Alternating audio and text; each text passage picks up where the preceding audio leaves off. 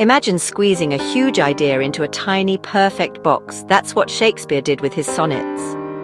A sonnet is a 14-line poem with strict rules, like a word puzzle. Shakespeare didn't invent sonnets, but he mastered them, writing 154 that explore love time, beauty, and jealousy. The sonnet started in Italy, split into two parts, a problem and a solution. English poets, including Shakespeare, changed the form, making it their own. The Shakespearean sonnet has 3 quatrains and a final rhyming couplet. It's written in iambic pentameter, 10 syllables per line, with a heartbeat rhythm, da-dum, da-dum. The rhyme scheme is A-bab, C-D-C-D, E-F, G-G. This structure lets Shakespeare build an idea, then twist it at the end. The final couplet delivers a punchy conclusion like the last note in a song.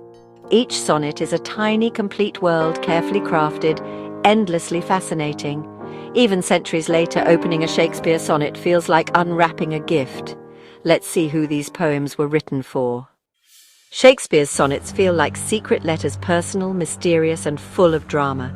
Most are addressed to the fair youth, a beautiful young man Shakespeare admires and urges to have children. No one knows who the fair youth really was, and the mystery has lasted for centuries. Then comes the dark lady, a woman with dark hair and eyes who inspires passion and turmoil. Their relationship is intense, sometimes painful, and completely captivating.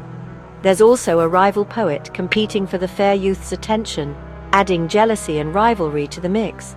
This love triangle, Shakespeare, the fair youth, and the dark lady, creates a story of love, loyalty, and heartbreak. Were these people real or just poetic inventions? We'll never know for sure. Some think the sonnets are autobiographical, others see them as fiction.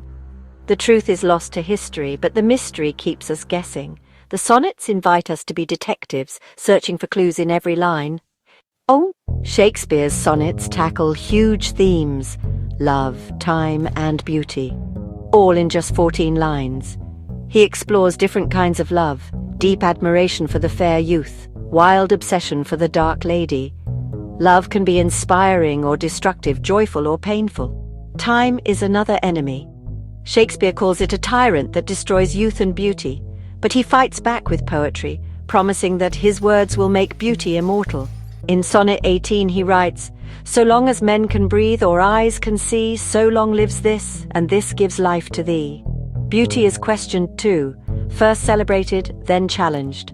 With the dark lady, Shakespeare mocks traditional beauty standards, declaring true love isn't about perfect looks. In Sonnet 130, he admits his mistress isn't conventionally beautiful, but his love is real. Shakespeare's sonnets show that beauty and love are complicated, messy, and deeply human. Each poem is a battle with time, a celebration of love, and a search for what's real. That's why they still matter. But what makes his words so unforgettable? Shakespeare was a master of language. His sonnets are full of clever wordplay, puns, and vivid metaphors. He could turn feelings into images you can almost touch. Sometimes he broke the rules, like in Sonnet 130, mocking flowery love poems. In Sonnet 129, he lets the rhythm run wild to match the chaos of emotion. By knowing the rules, he knew exactly how to break them for dramatic effect. His language makes the sonnets feel alive, surprising, and powerful. That's the magic of Shakespeare's poetry. Shakespeare's sonnets are timeless because they capture what it means to be human. Love, jealousy, aging, loss, friendship. These feelings never change. In just 14 lines, he reveals the beauty and messiness of the human heart. That's why we still read them, centuries later. Each sonnet is a tiny masterpiece, a conversation across time. Shakespeare is still speaking to us, if we're willing to listen.